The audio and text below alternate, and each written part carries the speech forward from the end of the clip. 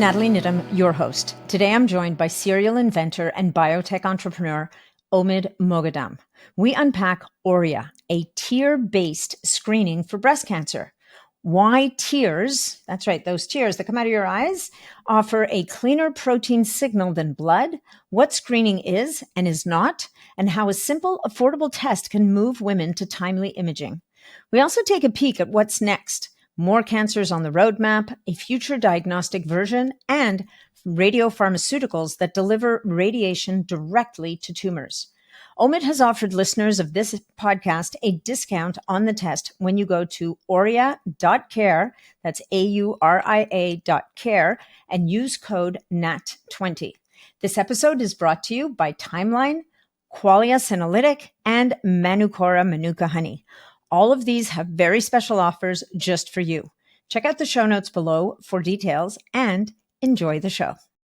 Omid Moghadam, welcome to the show. It is an absolute pleasure and honor to have you here. Thank you so much for taking the time. Thank you, Natalie. It's very nice to be invited, and I'm looking forward to the conversation. Yes. Well, you know, for the audience, I mean, I always share my bloopers with the audience. You guys, this is our second start on the podcast on this episode. So we now know each other even better than we did when we first met.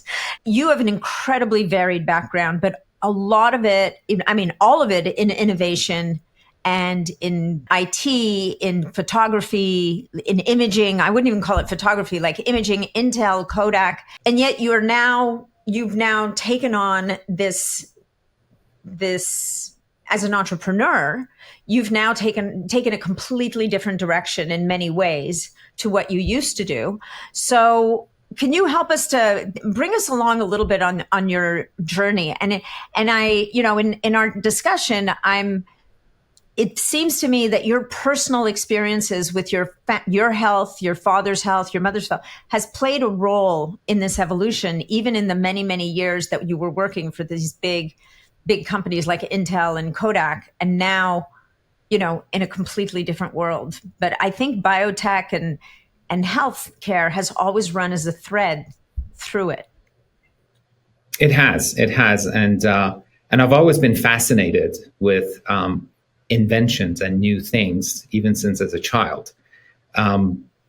It started, you know, I was a child, I think elementary school age, and there was a British TV series called Connections that was part history and part history of technology and invention. And the host was fantastic because he would start with something completely modern.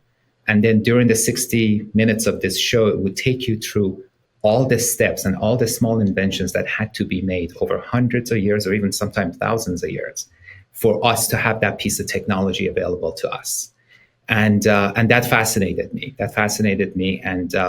And this idea of bringing technologies from one field to another has always been big with me. And that's why I have been able to traverse so many different fields, go from digital photography to semiconductors, from semiconductors to genomics, from genomics to minings.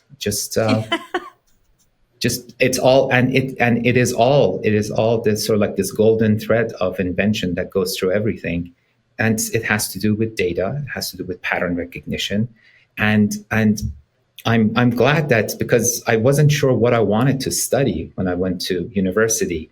And I was actually thinking about science, just pure science. And I'm so glad that I chose to study engineering instead. Mm-hmm. And what I find very interesting about the engineering discipline of engineering is that you're never going to have perfect data, but you still have to make a decision on how to make a product that works. And that is the discipline of engineering, which is different than science. Science never ends. Your questions are always open-ended and you're trying to answer them. But with engineering, there's a deadline. You have to make a product that works. And hopefully it serves people and doesn't kill them. Yeah. So you have to be able to make decisions based on imperfect data.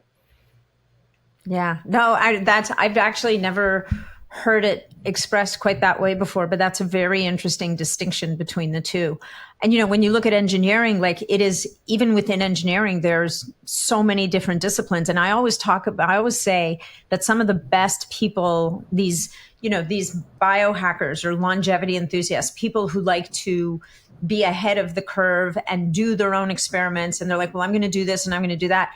They're the best at it because they're the dudes. Very often they're men, sometimes they're women, but they're the people with the spreadsheets. And they have, everything is systematized. Everything is logged. They are amazing at tracking. And to your point, looking at data. It's a very, very, it's a discipline that breeds a very particular type of individual that is able to look at and solve problems very differently than everybody else in all areas. Yeah, those early quantified self meetings were wild because you had all of these people coming in with spreadsheets and their own data, and and they have studied themselves for years or months, and it was great. Yeah, no kidding.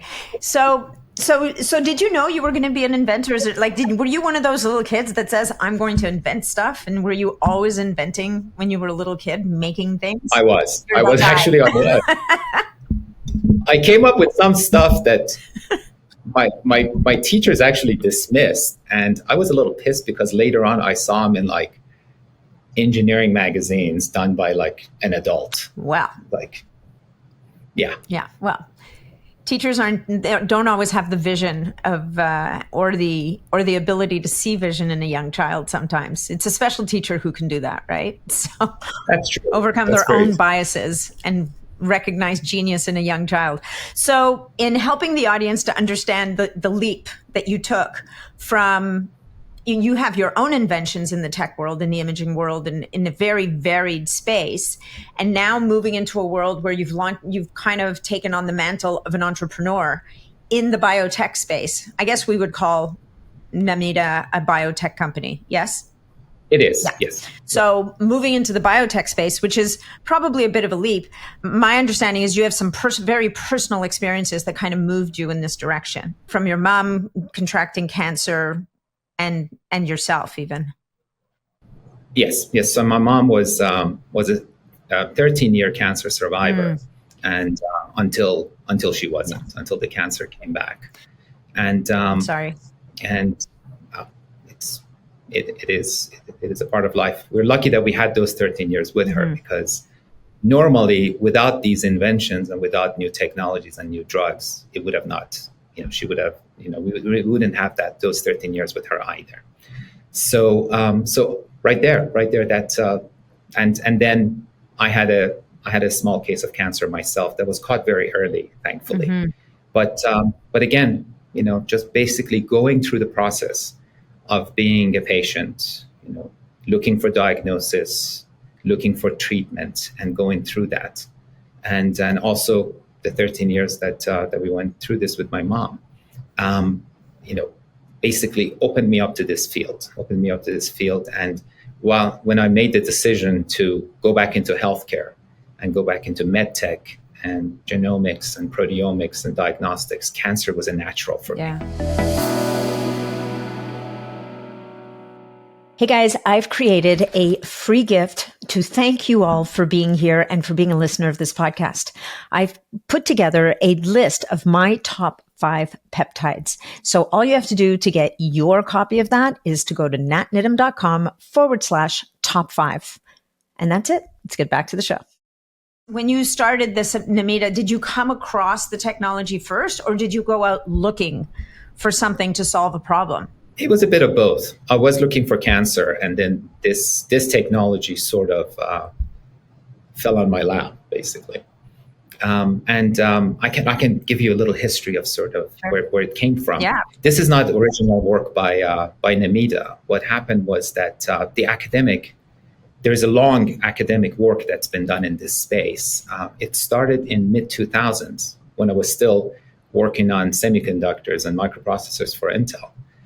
There's a couple of very famous and well-known breast cancer surgeons, one at UCLA, Suzanne Love, and one at UAMS, which is University of Arkansas for Medical Sciences, based in Little Rock.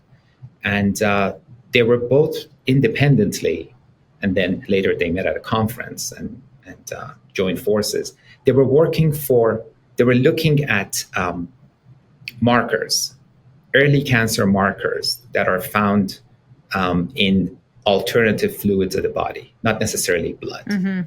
And Suzanne Love at UCLA found them in milk of lactating women. And Suzanne Klimberg focused her research on tears because she felt that the process of making tears is very similar to the process of making milk in the body. And if you can find them in one, can you find them in the other? And that was the work that she did in academia. She had a couple of cohorts of patients that she studied, and she found differences in proteomic biomarkers between women with and without breast cancer. And at the time, though, she could not find what those markers were. And that's the work that we took over and brought into a commercial setting to look for what those markers were. And we found them, and we validated a test. And we have a test called Auria that's been in the market now for a couple of years.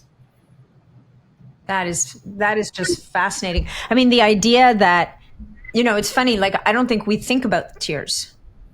Like, tears is just water that comes from our eyes when we're upset or when we're having an allergy attack, or, or, absolutely. Or we're unhappy. Yeah. Or, you get an irritation in your eye. Do you have any of the background kind of on how are tears similar to breast milk? Well, everything comes from blood. So it's that filtration. So tears are made, they're a filtrate of blood. So basically blood gets filtered through the body and until tears are made. And we actually have done research, and we have published a paper on this, on what's the coverage in terms of biomarkers are between blood and tears. And depends on what type of biomarker you're looking for. You can get anywhere between 70 to 90% coverage. And so it's not one-to-one, but there's a lot of things that are in blood that would make finding small molecules, low abundant markers or signals are missing in tears. So all these bits and pieces of proteins, dead cells, and all that, those are all filtered out. And one of the very nice things about tears is that they're also highly concentrated, which means that the concentration of these markers are very high. And that lends itself to an inexpensive test in the laboratory. Sometimes looking for these small molecules and trying to generate that cancer signal is almost impossible in blood because there's just so many other things in it that you cannot see them. But once they're concentrated and they're cleaned, you can actually see them. And that's why we could see them easily in tears where we could not see them in blood before. Yeah. Yeah, it's almost like a more purified fluid with less noise. Yeah. Really. I mean, a lot of times in the laboratory, for tests like these that you're trying to look for some really, really small stuff, there are many steps of replication that you have to constantly replicate things to make more of everything, and then filter out the stuff that you don't want to actually find what you're looking for. And all those steps add costs. And our philosophy is for surviving cancer is to screen as many people as possible. And for that, from a health economics point of view, you have to have an inexpensive test. You cannot have tests that cost thousands of dollars because it would be impossible to offer to everybody. But if it's a test that costs a couple of $100, then you can offer it. And in mass, the price is going to come down quite a bit. Yeah. Are you leveraging AI here? Just out of curiosity. AI is kind of coming into the discussion everywhere. So is there an AI component to the work that you're doing? All of our discovery work has been done with machine learning. So yes, we are. And so we don't do it every day. We don't use it because there are tests that. So there are sort of two philosophy in making tests. One of them is we're gonna generate a lot of data points, thousands and thousands of data points for every patient, and then we're going to run it through an AI algorithm to get a signal out. Those tests are normally a lot more expensive. And they also generate a lot of unneeded data that are confusing when they are offered. Then there are tests that a good friend of mine who's a mathematician and a cancer surgeon calls it advanced simplicity. Or, going back to one of my previous employers, Eastman Kodak, the famous marketing slogan was, "You push the button, we do the rest." Yeah. So that's called advanced simplicity, which means you do all the engineering and all the science work behind the scenes. So what you're getting is one answer and an easy answer. And that's our test is basically that. It's the minimum number of biomarkers that are needed for us to get a decent answer. So we can offer it at a reasonable price. And do you think that the test is going to continue to evolve as your data set, meaning the number of women who take the test, grows? Like, you're at a point now where you have a test that offers value, but do you think that test is going to evolve and become more specific? And we'll talk a little bit about what the test is and is not in a minute, but oh, absolutely. Yeah. The more data you generate, the better your understanding is going to be. And are those two doctors still involved?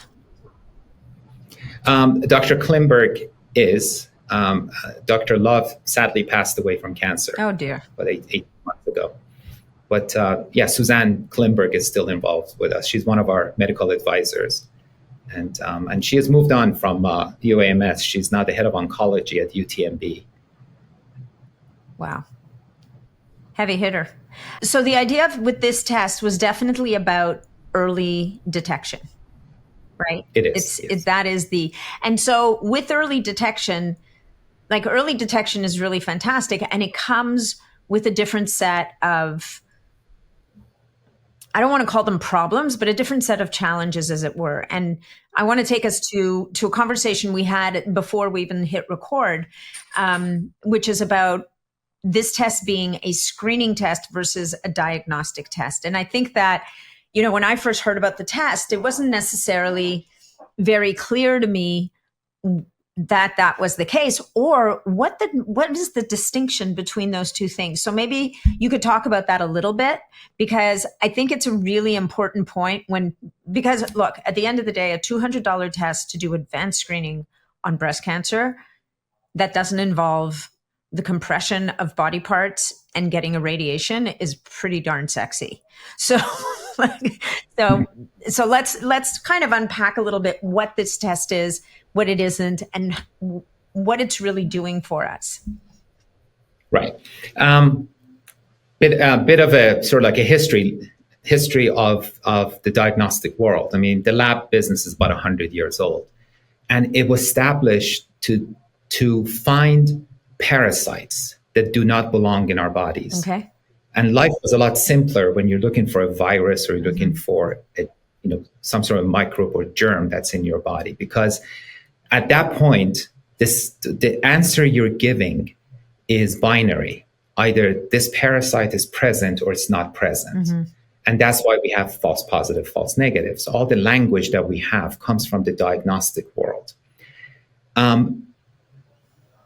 Modern day has eliminated a lot of those parasitic type of diseases. Now, everything that we have is autoimmune, mostly autoimmune, cancer and all that. These are diseases of our own making, it's our own body. Mm-hmm. So those cancer cells are rogue cells of our body, which means that there is no answer, there's no binary answer any longer about a parasite present. Mm-hmm.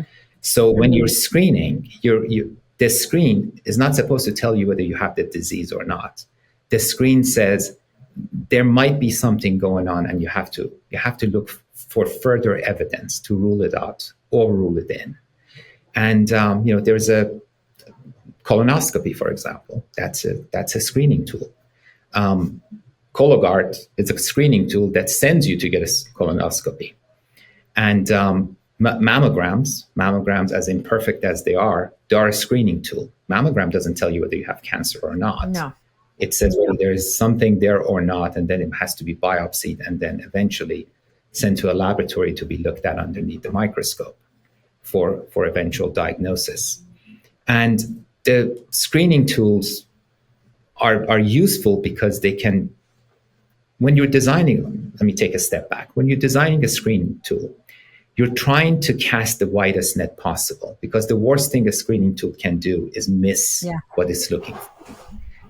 When you're looking for cancer, you're going to catch a lot of things that are also not cancer, but they mean other things that's going on in your body. Cancer, at the end of it, is an inflammatory storm. So if you have an inflammatory storm going on, and our test ARIA looks for that, that means that you either have cancer or something else is going on in your body. And both of those can be actionable. Our tests, if you come up clinically significant for it, we recommend that you go get an imaging test done. Mm-hmm. That's an imaging test to see if there is something there or not. And some of the functional medicine physicians that we work with actually have recommendations that if there's nothing there, there are things steps you can take to reduce this inflammatory process that's going on in your body that could lead to cancer. So the markers that you're looking at, they are markers, and I don't know how detailed we can get into this here, but are they essentially markers of inflammation, but specific inflammation that could correlate to a breast tumor? Yes, to presence of breast cancer. And so what we look for are protein biomarkers. Mm-hmm. And these are the earliest indicators of disease. There's a class of tests like Grail, Gallery by Grail, or tests that are being developed by Freenome and some other companies that look for circulating tumor DNA, mm-hmm. or methylated DNA. And those tests are, although they're screening tests, but they're not early screening. They're sort of like mid-stage screening, because what they look for cell-free DNA that has shed from the tumor itself, which means that the tumor has formed and it is at a certain size that you can actually detect it now. And that's not early stage. That's you already have a tumor. Yeah. Stage 2+. And there is this sort of scientific and almost religious battle within the cancer screening world of what is the right one, what is the right answer. Clearly, I'm on the side of earliest detection, mm-hmm. and that's biomarkers. Up to this day, the funding and the consensus has been on the circulating tumor DNA. But to me, that's a little bit like the drunk looking for their keys underneath the light outside the bar, mm-hmm. when they have lost the keys in the bar, but they're looking there because that's where the light is. Yeah. The funding and the technology has been on the DNA detection side. And that's why everyone has looked at DNA, and they've all, majority of the field has succumbed to this like DNA determinism. Mm-hmm. But now protein biomarkers are actually having their day. And as a matter of fact, Illumina, which is the largest DNA sequence maker, they just purchased the proteomics company, which is sort of says that the protein biomarkers are coming to their own, in terms of future of diagnostics and screening. Yeah. So the test is a couple of years old. I would imagine it was studied for years before that, before you ever brought it to market. But is there a possibility that when a woman gets her results back and it says that, and it's not, again, like you said, it's not positive for breast cancer, but it's detected the presence of proteins that might indicate that there's a problem? Is that an indication that maybe the terrain, like we talk about the terrain, if you, I don't know if you know who Dr. Naisha Winters is, but she's an oncological naturopath, and she's very big in this space. And she very much talks about the terrain of the body that creates an environment for cancer to develop and progress. Is there a world where Auria, eventually you could get to a point to say, if we see this expression of proteins, the cancer may not be there yet, but there's an environment that is conducive. Doesn't mean you're going to get cancer, but the environment seems to be conducive to the potential development of a cancer. It makes perfect sense. It makes perfect sense. And speaking of biohackers, we have some clients who are biohackers, and they have taken tests consecutively over time, and they have gone from clinically significant by taking steps to clinically not significant, but to reducing these markers, which is very interesting. Wow.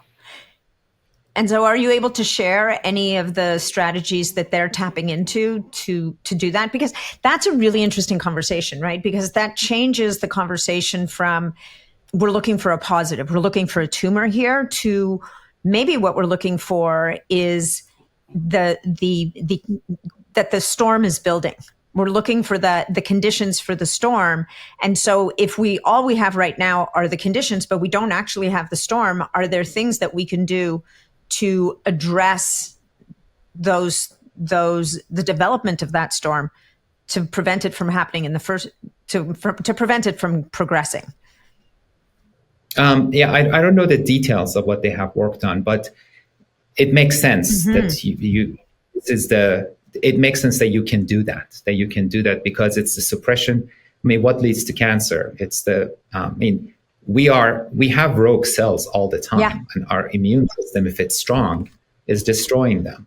So when the immune system is suppressed and inflammation is in the parts of the body, that's when cancer actually lands. And that's why drinking alcohol, going through traumatic times in your life when your immune system is suppressed, that is when cancers start. And talking to breast cancer surgeons, they can tell us how many of their clients have come in after they've gone through bad divorces, they have gone through death of a loved one, and bankruptcy, things that have really been traumatic to them and suppressed their immune system. Mm-hmm. I would say, that's one road to cancer. The other road is whatever those inflammatory conditions are, whatever all of the other certain, whether it's a buildup of toxins and an inability to clear them. People talk about, an acid environment versus an alkaline environment. Like, there's so many different areas that people explore in this space.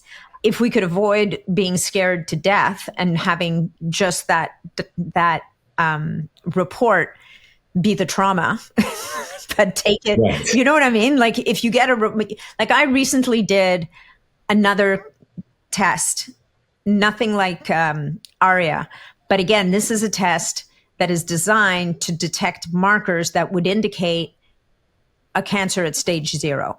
So before there's even a tumor, or there's a tumor that is so small that it doesn't show up on imaging. And I got to tell you, like, the experience of waiting for those results to come back and then getting the results in my inbox, and it was like a ticking time bomb in there. You suddenly realize, do I even want to know? Like, what am I going to do? You know what I mean? And finally opening the email. And in my case, I was fortunate enough that, I had no indicators at that time, but having the mindset of saying, okay, well, because these screening tests are starting to come up, now having the mindset of, we can address this, we can do something about it. Like, do you have, or are you developing a list maybe of functional doctors that are sitting around, that are waiting in the wings, saying, we can help to support people? Because your conventional medical doctor, if I go to them with a screening test like Auria, is going to look at me like I'm absolutely nuts. I mean, in Canada, you can barely get treated for cancer in early stages at the best of times. Never mind when you have an unconventional test result in your hand. We have started working with some functional medicine doctors, and Dr. Simmons, one of your previous guests, for example, and and she is she's a perfect example. She's a breast cancer survivor herself. She's a former breast cancer surgeon, Mm-hmm. and now she's an advocate of imaging techniques that are not mammograms. Yeah. So we are getting a group of people like that together to come up with a plan of action. Because Nemida develops tests. So our work is R&D, and then we run a clinical laboratory that run tests. I mean, we have one product in breast cancer. We have R&D for other types of cancer. And because we mapped all the markers that are found in tears, and there's a lot more than just breast cancer markers in there. And but it is becoming going into the screening business. We realize that it is one of the most challenging parts of the diagnostic world, of the lab world, because again, it's not telling you whether there's a parasite present or not. And it's not giving you a number for cholesterol or lipid count or anything like that. What it is telling you is that that there might be something, or there might be presence of something that you need to worry about, and having a plan of action for both of those situations is something as a follow-up that we need to develop, or we need to work with physicians and practitioners that are going to develop that. I don't imagine a world where Nemida has a protocol that they give people. I imagine more a world where you've developed relationships with an army of providers out there who are willing to take on to work with people and say, okay, exactly. Let's take a look at this. Let's see what's going on in your life. Let's see how we can support the system and prevent this from progressing to the next level. I find it really amazing when you say, that you've worked with individuals that you defined as biohackers, that crazy term that people love or hate, who've actually changed the results of their tests, because that would indicate that there was definitely something brewing, right? And by going at it in a functional medical with a functional medicine approach, they were able to change those conditions and change the expression of the markers. Yes, absolutely. It is very interesting. It's very interesting, and you can see even green shoots of it in sort of like the healthcare 1.0 world. That you see centers like Mayo now they have people with titles like nutrition oncology experts. That's amazing. And yeah. So these are there is shoots of functional medicine in regular medicine as well, and sort of like healthcare 1.0, which I call them, or medicine 1.0. They were always very skeptical of functional medicine and biohacking and that, but I think that they are coming around. They're coming around, understanding that is the future of medicine. Yeah, it's going to be multidisciplinary. It's going to be based on a lot of data from different areas, and it's going to be based on an expertise in a lot of different things. That we cannot just look at one organ and one area of body as a specialty and ignore everything else. Yeah. I mean, I agree with you. I think and so Mayo Clinic is that next level. They're not technically the functional people, but they are, obviously it's pay for service medicine. So it's not going to be widely available just yet, but it's the next level before we get to conventional. I think with the difficulty on the conventional medicine side is I don't believe that most doctors don't want to do or to learn, or they just don't have the bandwidth. I mean, the system that they're in doesn't allow them particularly to step outside the lines of what their college dictates as what you're supposed to do, what you're supposed to look at, and how you're supposed to address things. So, yeah, because they have to do things that insurance companies will pay for. That means that their professional organization, their college, has approved that is the standard of care, and they have to stick to that standard of care. Plus, if they step out of the standard of care, that's where people get sued. Yeah. So, by the way, just throw in one statistic out there. Yeah. Missed breast cancers in mammograms is number one reason doctors get sued in the United States. Just Just saying. Which is nuts, because we know that mammograms are inaccurate. Like, we know, I mean, postmenopausal women in particular, like, ladies, if you're listening to this, put your hand up if you've been told you have dense breasts. So having dense breasts is the equivalent of trying to communicate with someone who speaks a different language than you. And the mammogram is the equivalent, in my mind, of just speaking more loudly, speaking more slowly, but still in the wrong language. And so you're still no further ahead in communicating with that person. And, it's Correct. when I released the episode with Dr. Simmons, women got so angry about us challenging the mammogram as the best way to screen for breast cancer. And I found that really interesting, because I found it interesting how invested people are in the current machine. And I think a lot of it comes from fear. It is. Right. And one of the things that Dr. Simmons talked about that I thought was also very interesting is the overdiagnosis of cancer, where growths that are not necessarily malignant get treated as such. And so a woman gets told she has breast cancer, she gets treated for breast cancer, but maybe it wasn't that at all, but it was some kind of a growth. And so, what I think is fascinating with the work that you're doing is, can you now start to layer a test like ARIA with the QT scan that she talks about, which unfortunately it's not widely available yet, but it's coming. And this is an imaging scan that does see through dense tissue and provide a good image. So now we can start to layer these two tests on top of each other and really start to make progress in a very different way. Right. That's it.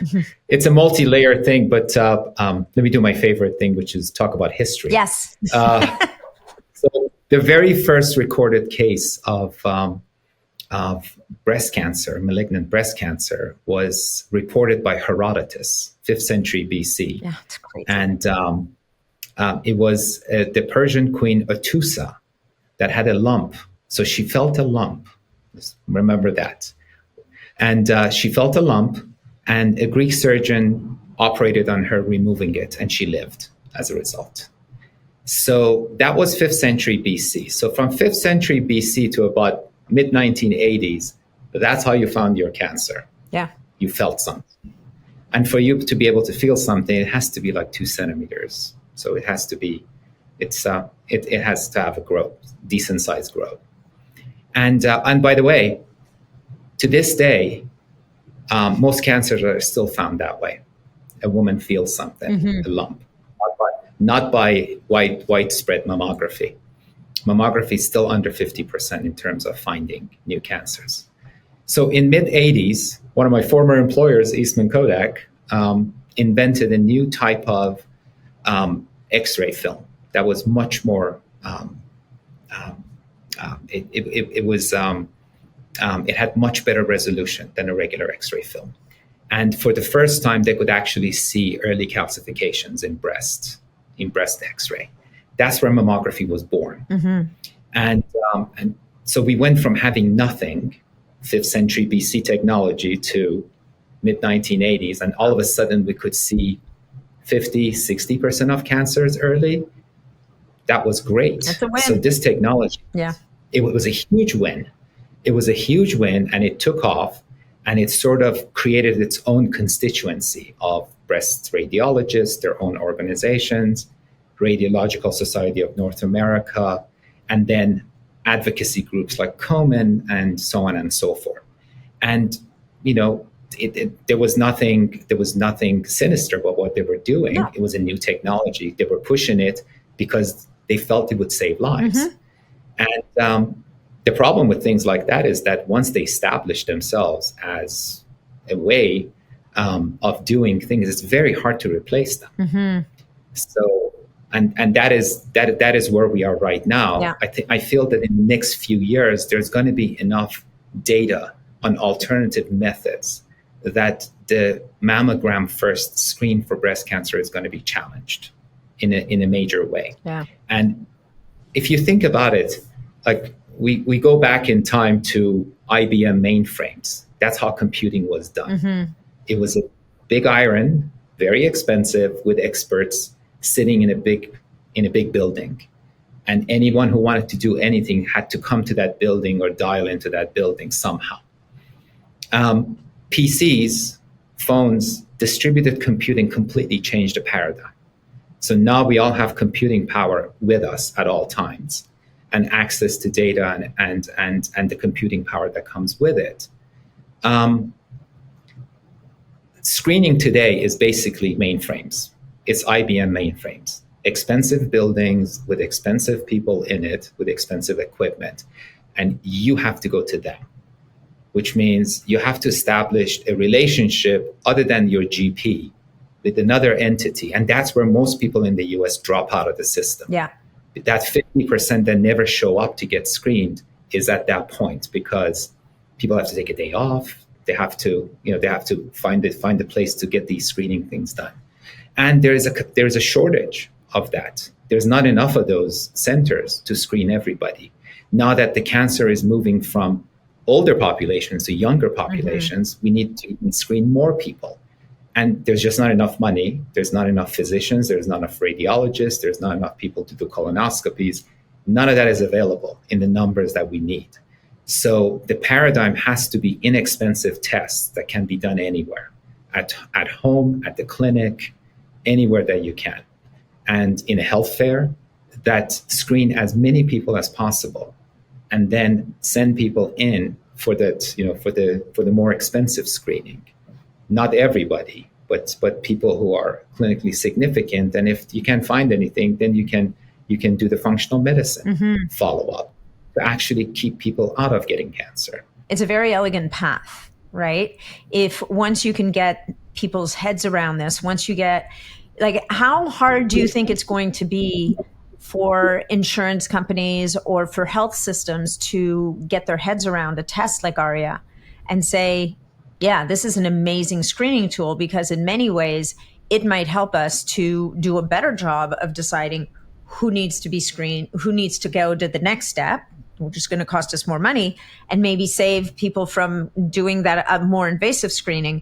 Are you engaged in those conversations, or are you not even there yet? Oh, we're constantly talking to them. We're talking to them, and we're making them aware of our presence and what we're doing. I mean, right now we're using our test with some of these bigger and managed care entities like insurance companies, ACOs, employers, is not necessarily in changing the paradigm of how screening is done, but the fact that just not enough people are screening, not enough people are showing up at the IBM mainframe basically today.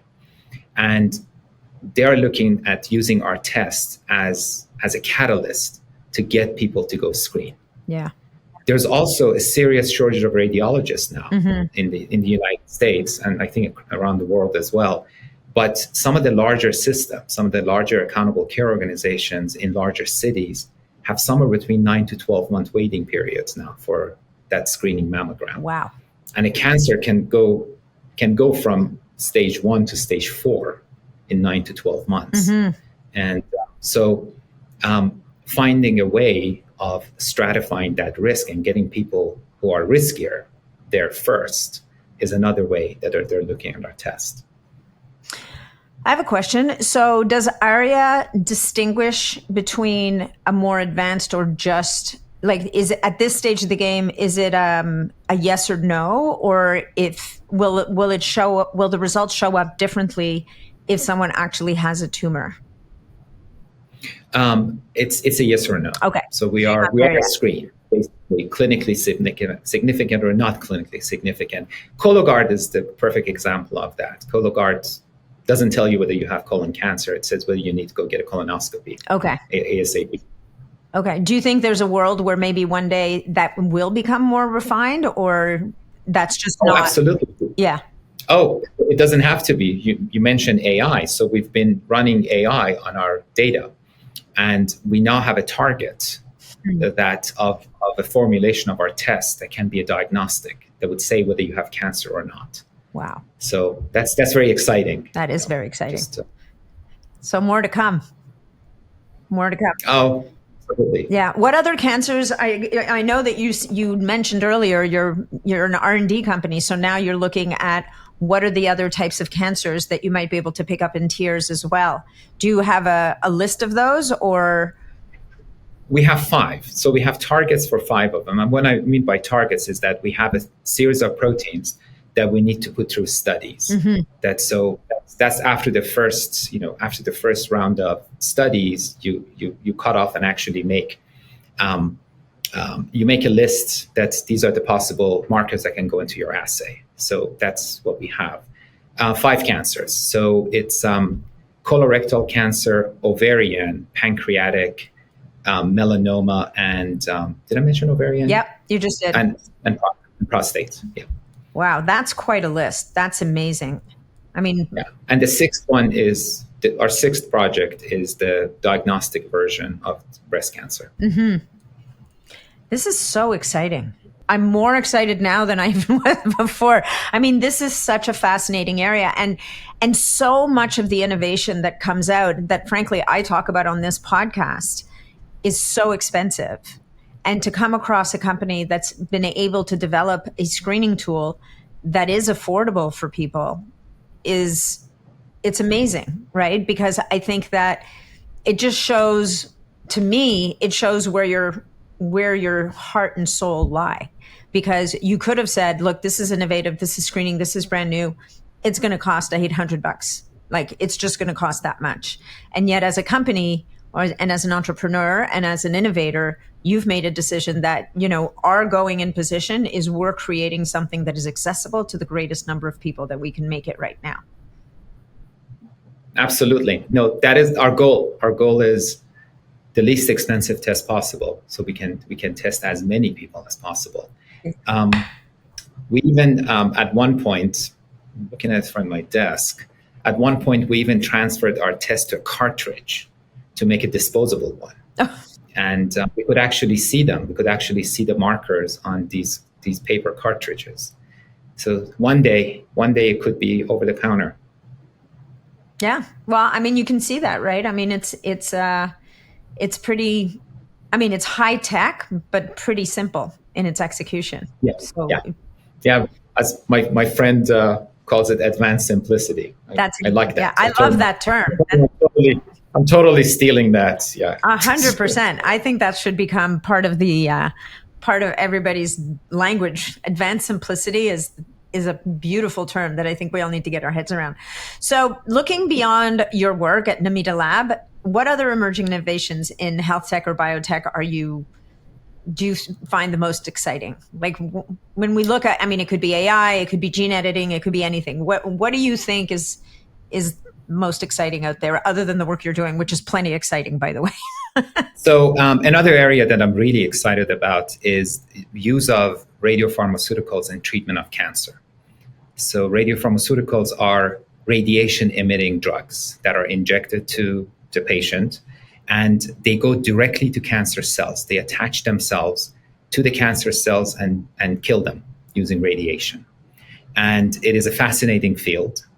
And there has been somewhere around $54 billion of investment that has gone into them in the last 5 years. So 5 years ago, it was a fledgling field. It was just starting. And now it's just booming. All the big drug companies are getting into it. There's at least 100 drugs under development. And it is fascinating because there are all these different competing ways of killing cancer or treating cancer. The oldest one, we go back to Herodotus and our friend, the Greek surgeon, 5th century BC, surgery. Surgery has been the oldest way of treating cancer. And that's good for solid tumors. And then the latest development is biologics. Biologics are very elegant, but they are also tricky. They're expensive. And what they do is they reprogram your immune system to go and kill cancer cells. The main problem with that is that they are clever. They do that, but then the body also learns. Cancer learns and comes back. And I talked about my mom. She was taking biologics and they were fantastic for a few years until they weren't, until they stopped working.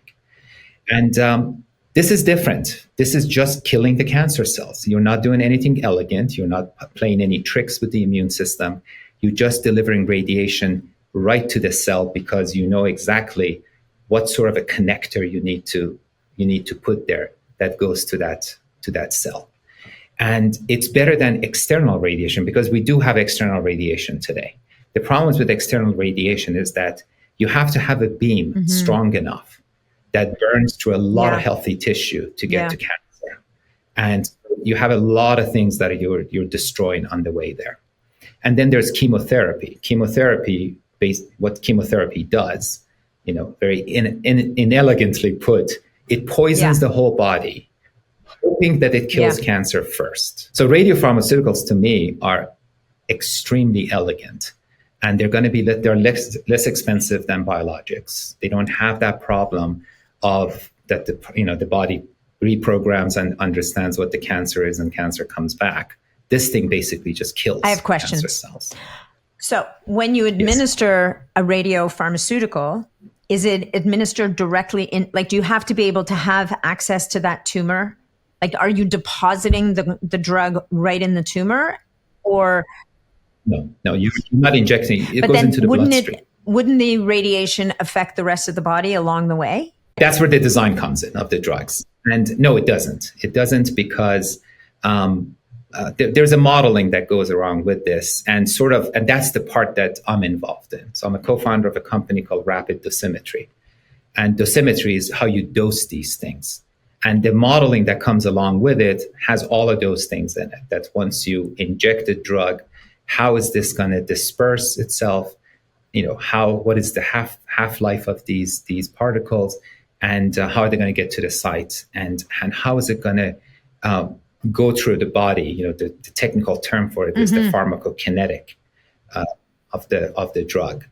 And it is interesting because there was an attempt at developing these drugs about a decade ago, and they weren't successful for various reasons. But one of them was that dosing wasn't precise because they were just dosing based on weight. And two people can weigh the same, but they would process drugs differently in their body. They have different livers, they have different organs, just things move differently through them. So what we do, we have developed a software suite that basically does that it models it based on the pharmacokinetic capabilities of a person's body. So we can get precise dosing in there. And then another invention that we have in Rapid is that we can combine external beam and internal radiation together, that we can match those two together so they would be most efficacious, that there is not damage from the outside, and then there is more efficacy from the drug on the inside. Yeah, well, because radiation is brutal. I mean, I have friends who've been through it, and it's a trial. Like it's you're literally suffering burns to your body.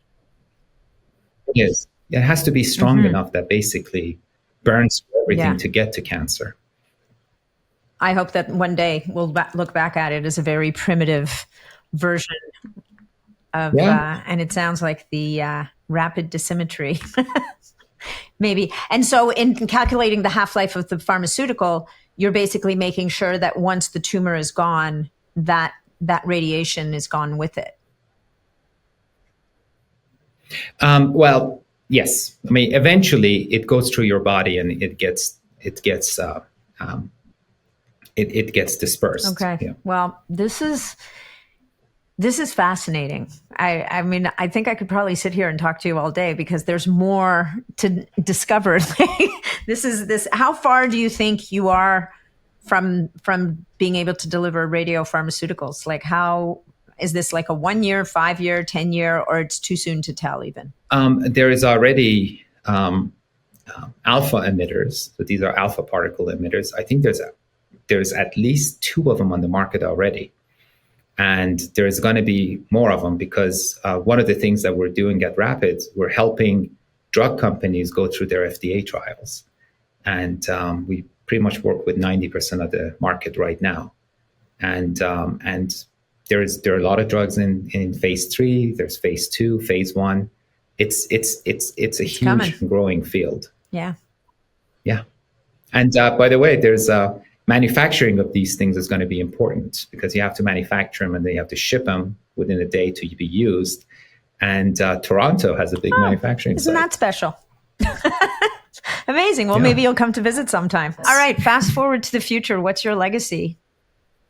What's the thing? I mean, I can already think of 10 things people are going to remember you for, but not that you're ever going to go anywhere. But what's the legacy of Omid Moghadam going to look like, do you think? Or do you hope? To be written. Yeah. I don't know. Just someone who tried their best and was grateful to be given an opportunity to work on some of the most interesting things. Definitely you're moving the needle, that's for sure. Okay, last question of the day before we direct people to where they can find out more information. And that is, hold on, one more thing before I go. So I work for Andy Grove at Intel, and he gave me the highest compliment. I don't know if you know Andy Grove or not. He was a bit of a curmudgeon in Silicon Valley lore. He wasn't a founder of Intel, but he's really the guy who built Intel because he stepped in when one of the founders died of a massive heart attack at age 50 at work. And Andy was the one who stepped in and really became the CEO that built Intel to what it is. And so he told me once that I'm not as stupid as I look. That's a compliment. So then I guess I'm not as stupid as I look. I think you can do better than that. Okay, but I do have a question. I do have one last question for you. What's your personal health protocol? What do you do to stay healthy? I exercise twice a day. I try to stay away from French fries, although I'm losing that battle every time there's good You need to win that battle. I don't know. If there are in tallow, that's better. And, what's important to me is eating healthy. So I cook and bake and make my own recipes. I try to stay away from carbs.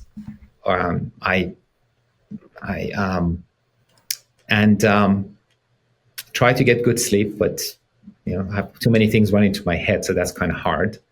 And but exercise, good nutrition, and fresh foods. And keep it simple. I love it. Omid, where can people learn more about ARIA specifically right now? And then maybe just stay on top of, kind of follow along with the developments, both from Namita and on the radio frequency side. You can follow us on social media. So we both have Namita Lab, NAMIDA, Namita Lab, and also ARIA. So there are sites for both of those.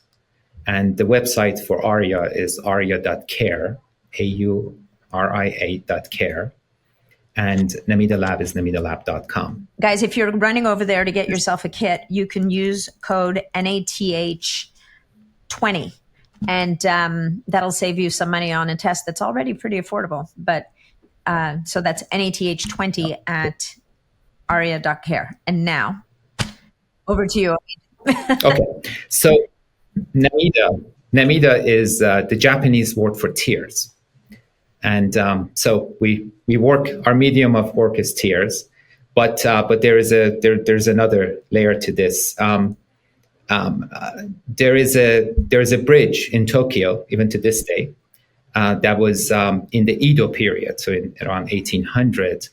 It connected the prison to the execution grounds, and it was called the Bridge of Tears, Namita Bashi, because that's where the condemned were allowed to say goodbye.